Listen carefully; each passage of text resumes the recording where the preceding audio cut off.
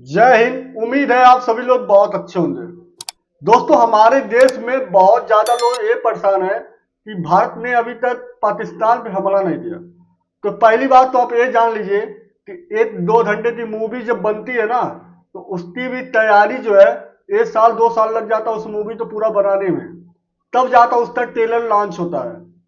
और आप भारत और पाकिस्तान तो ये युद्ध तो समझ रहे हैं जैसे लूडो खेलना है।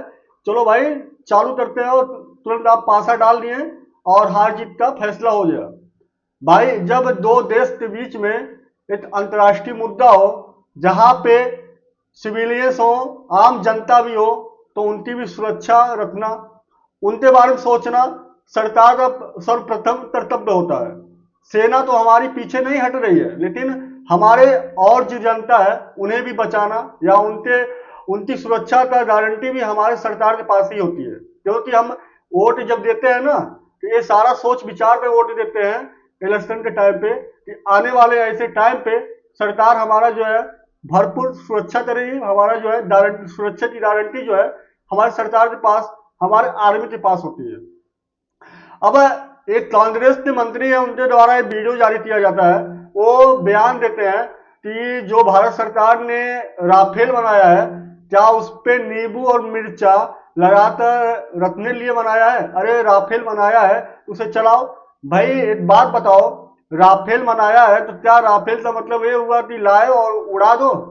अरे दोनों, हर सारी चीज जो है एक बात समझना, और सारी चीजों तो जो है जब तक हमें ये ना लग जाए कि हाँ अब हम अंदर से संतुष्ट हैं युद्ध लड़ने लिए, हमला करने लिए, तब तक हमें हमला ना करने में ही हमारी भलाई है। लेकिन उसके पहले ही भारत ने पाकिस्तान तो ऊपर हमला कर चुका है।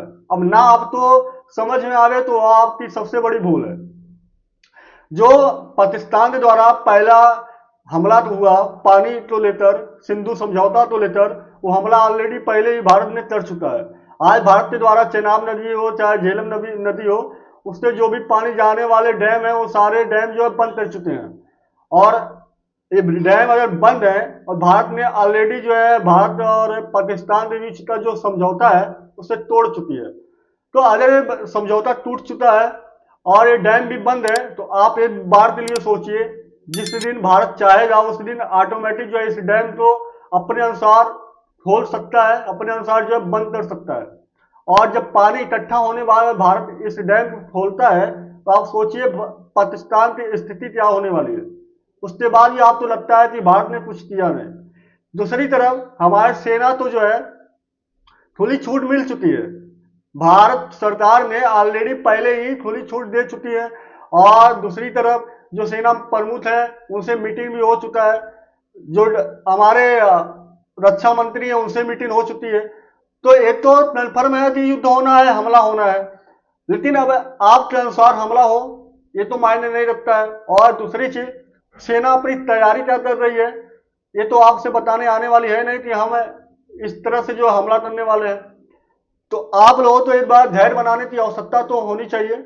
और आप लोगों के अंदर इतना तो कॉमन सेंस होना चाहिए कि भारत और पाकिस्तान का युद्ध है, तो ये लूडो नहीं होने जा रहा है कि चलो ठीक है लूडो खेलने जा रहे हैं और उसे जो है पासा में ही फेंकना है। जहां पे दो देश के बीच में युद्ध होना है वहां पे और चीजों की सुरक्षा की आवश्यकता होती है। अभी जो है हमारे गृह मंत्रालय द्वारा एक नोटिस जारी हुआ।